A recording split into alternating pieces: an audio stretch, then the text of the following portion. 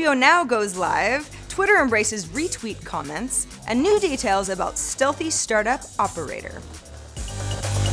It's Tuesday, April 7th, and this is Crunch Report. Just in time for popular series Game of Thrones and Silicon Valley season premieres on Sunday, April 12th, HBO Now, the app, is up and running on both Apple TV and iOS. The new standalone service costs $14.99 per month and provides access to HBO's entire streaming content library, as well as new live shows as they air, without the need for a cable subscription. New users get 1 month free if they sign up in April, but the service is currently limited to the US. HBO Now was first promised at Apple's special press event last month, along with new MacBooks and more details on the upcoming Apple Watch launch, which will be available for pre-order beginning on Friday. HBO Now is exclusive to Apple TV at launch. It is available on iOS devices as well via the HBO Now app, and you can also watch it in a browser via the HBO Now website on any computer after you've signed up through Apple.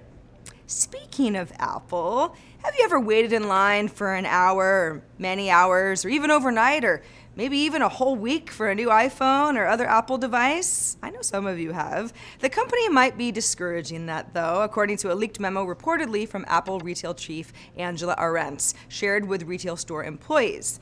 The memo is titled, "Get in Line Online," and advises retail staff to tell customers that the Apple Store app and the web store are the best way to guarantee delivery of the Apple Watch and the new MacBook, and the push to drive them to those outlets is called, quote, "a significant change in mindset."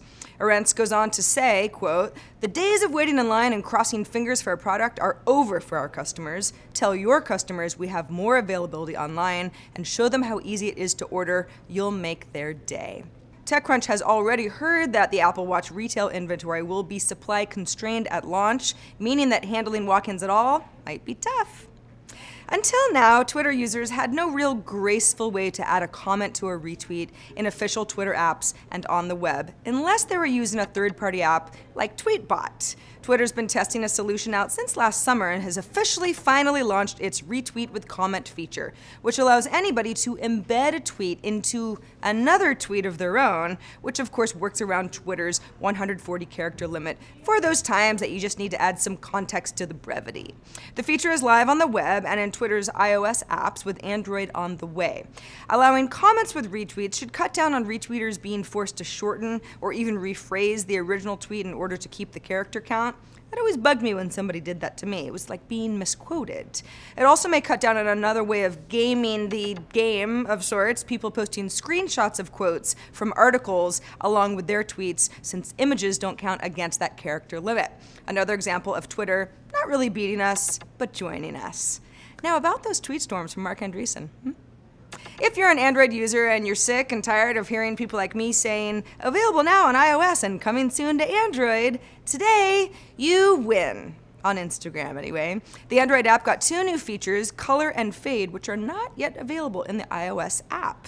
Color lets you adjust the tone of the highlights and the shadows of your photos, and Fade lets you wash out colors and create a lo-fi effect with variable intensity.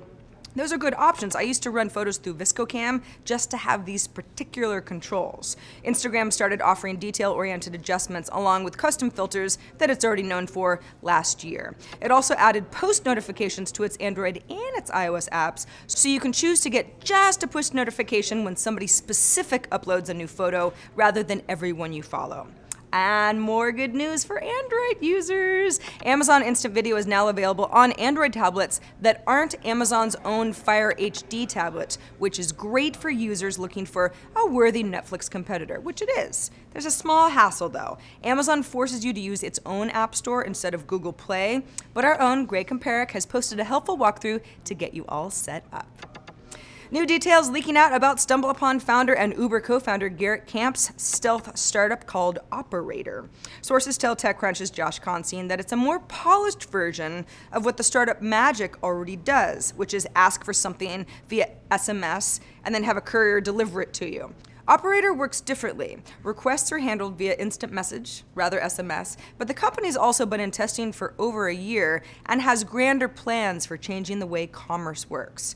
As of now, according to sources, Operator's app acts as an inbox of all of your requests, which could be more than just deliveries, like even personal assistant tasks. Operator was first mentioned last year in the portfolio section of Camp startup Studio Expa, which also built the restaurant payment app Reserve. Now, although it's still in stealth, Operator CEO is Robin Chan, formerly the general manager of Zynga's Asia business operations and investor in big wins like Twitter and Xiaomi. And Josh sets up a really interesting scenario in his post. Imagine if Operator became the front end, where you put in requests, and on the back end, Uber routed idle drivers to perform the deliveries. Uber's on a quest to both grow its driver supply and ride request demand. Operator could possibly jack in a bunch more demand for Uber drivers, even if it's not to carry people. And that's the report for today. I'm Sarah Lane. Crunch Report airs Monday through Friday at 7 p.m. Eastern, 4 p.m. Pacific, right here on TechCrunch.com. We'll see you tomorrow.